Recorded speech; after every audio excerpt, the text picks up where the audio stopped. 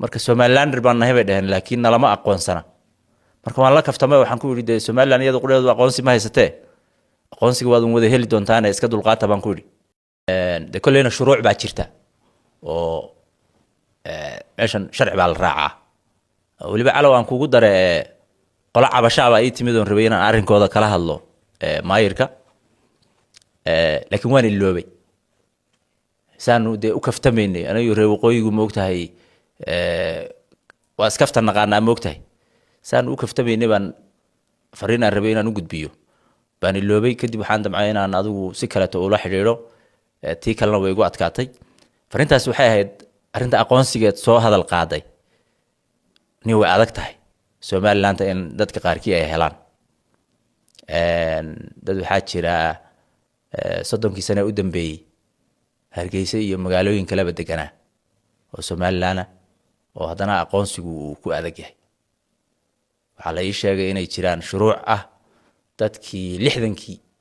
deganaa Somaliland kaliya inay sharciga qaadan karaan ama aqoonsiga qaadan karaan ama baasaboorka marka qoliyo asal ahaan deegaanka Soomaalida ka soo jeedo oo iyagoo cabasha ay yimid baa jira oo igu yiraniyo idaacadaha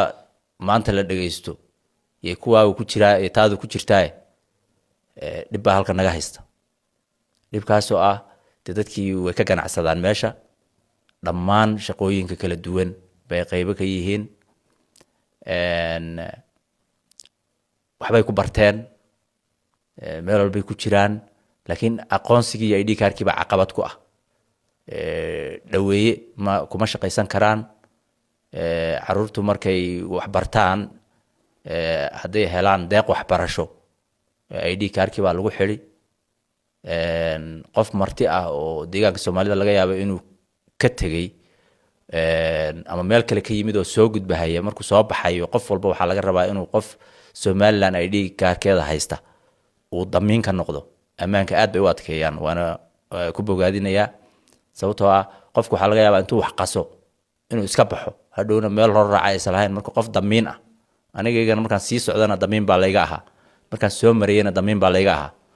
marka arrinka qodiisa caqabad buu keenay oo dadkii ehelka ahaa ee meesha joogay dadkii ay garanayeen damiin kama noqon karaan waa in qof kale oo reer Somaliland oo qabaa'ilka kala ay raadiyaan marka maxaan adduunkan